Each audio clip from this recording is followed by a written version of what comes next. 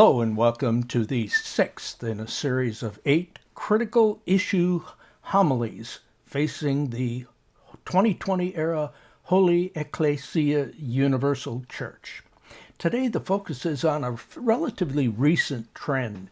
I call it the Eco-Theologizing of the earth. First, we're going to do a little theological reflection on taking care of our common home, because the big issue, the elephant sitting in the room, is climate change. And so we're going to briefly address that from a scientific perspective before we move into a theological perspective. Here's just one slide. It's getting warmer in here, and you can see the global surface temperature anomalies doing almost the hockey stick up, and that is what many people are projecting. But if you take a 16,000 year view, you can see how the global temperature change on planet Earth has done. And in those recent years, it's been within a bandwidth of some level of stability when you have the long view. But if you do a short view, you get a different perspective. What happens is there are many models that are brought forth, and here you see a whole array. One model on the right is projected to stabilize in 2050 and stay there. And another model is to hockey stick up. A little bit about theoretical physics as we get into this care of our common home. What you see is a familiar picture of Stephen Hawking in the bottom. He was indeed a theoretical physicist, cosmologist, and author. And for many, many years, theoretical physicists had been probing into the universe, measuring the light years between galaxies and stars, and coming up with certain projections. What you see here is a gross oversimplification of what all of theoretical physics may say, but it's worth taking a look at before we theologize about what does God have to say about our care of our planet home, the earth. Well, the universe, as you can see on the left, is projected to be some 13.82 billion years old, but it has 22 billion years yet before collapsing in what is projected in this model as the Big Rip. Moving down, you can see our solar system is 4.6 billion years old, and it has still 6 billion years to go. All right, now we're going to flash forward to some theological views that we need to consider when talking about the care of our common home and climate change and any other change that could affect our care of the common home.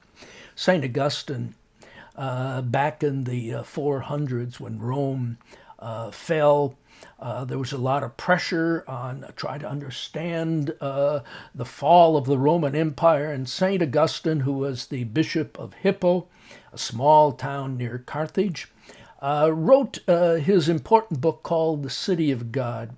And he begins to introduce sort of the dualism between the city of God, which is a spiritual city, and sort of the earthly fallen city, the city of man. And that dualism has proceeded throughout Christian theology. It has some benefit, however, there's a downside of it as well. Probably the next person who had a major impact on the Christian thinking about the care of common home is St. Francis of Assisi. St. Francis died in the year 1226, and he really never wrote a great piece of theology. However, he wrote great poems, and his whole lifestyle was one of embracing the creatures and finding the footprint of God in all of nature. And it is not by accident that the current Pope has taken as his namesake St. Francis of Assisi. St. Thomas Aquinas was born in the year that St. Francis died. And the main challenge there was that St. Thomas didn't feel you could look at nature and see the handprint of God.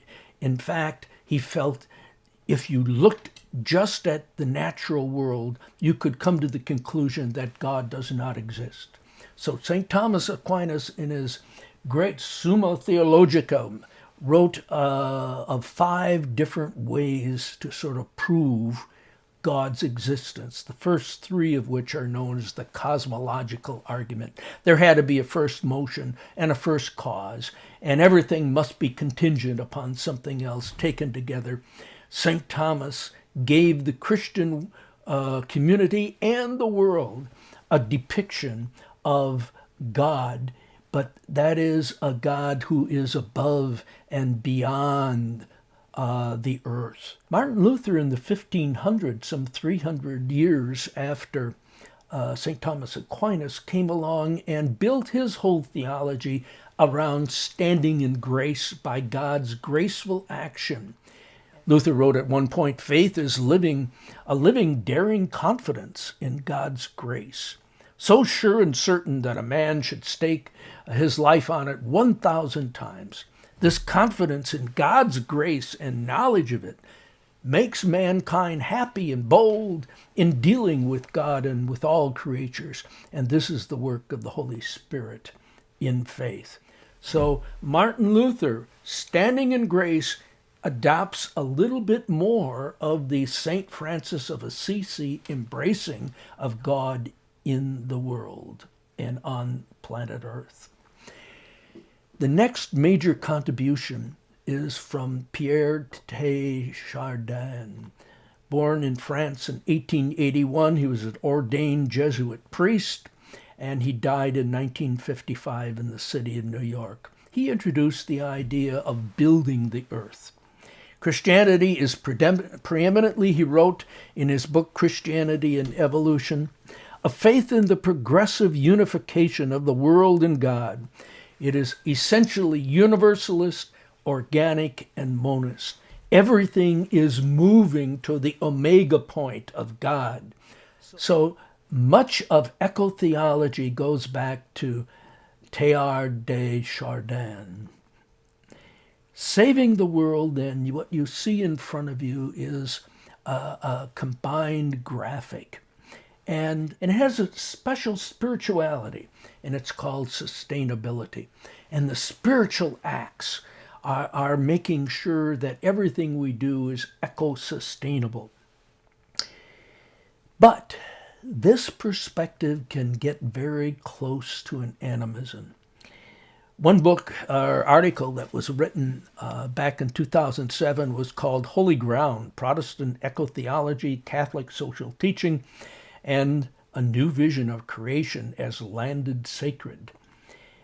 This is a graphic that I shared in one of my early homilies about who is God.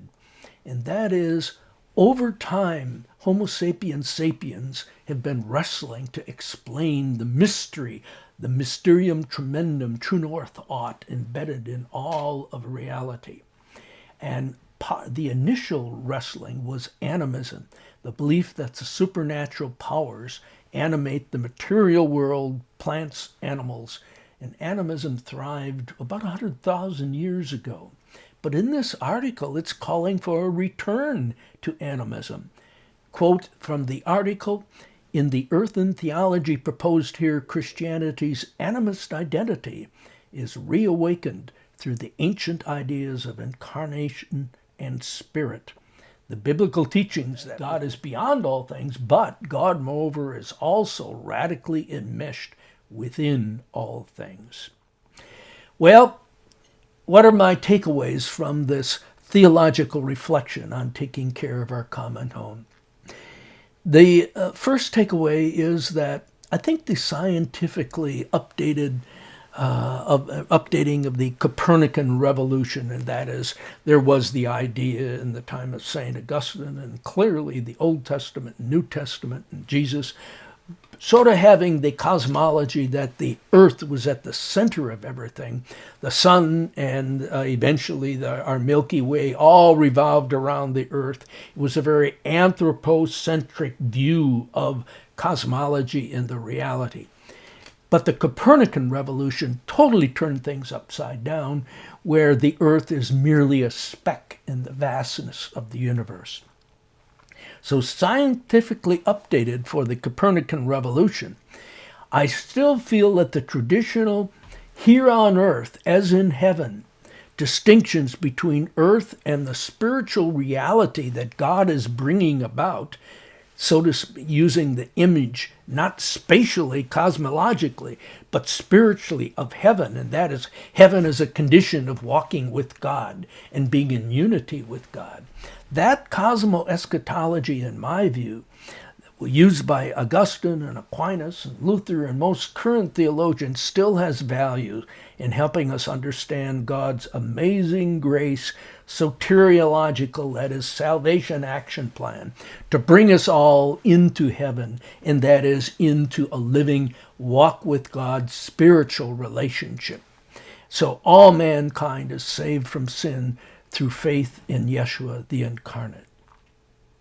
Now, my second takeaway is that the eco-theologizing and this progressive view of the emerging of God fulfilling and moving the universe toward an omega point end, that perspective can be helpful as a corrective to a too rigid, dualistic, heaven's up there and up there and earth is down here, and there isn't much connection between, as St. Augustine said, the two cities of God. Fortunately, that has been corrected. But the danger of eco-theologizing the earth, making the earth a sacrament, is sort of reanimizing the earth. And it's very close to being what I called a tree-hugging, eco-environmental, love the earth mysticism that undermines God's amazing grace soteriological action plan for saving all mankind from sin through faith in Yeshua the incarnate. Well, I've ended each of my homilies in this series of critical issues facing the 2020 era Ecclesia by projecting what would a prophet, be the prophet, be he or she, say about eco-theologizing the earth. I think that prophet would first of all say our universe's creator God is beyond us, but also dwells among and with us. That tension, beyond and dwelling with us, the word Emmanuel, dwell, God dwelling with us. That's the first thing a prophet, I think, would remind us. God is both beyond and among us. The second is that God gave us our earth home to use and to take care of. But it, along with each of us, someday will die. So don't worship the earth. Don't get too attached to it. Or, as we learned in the Ash Wednesday service, you are dust, and to dust you shall return.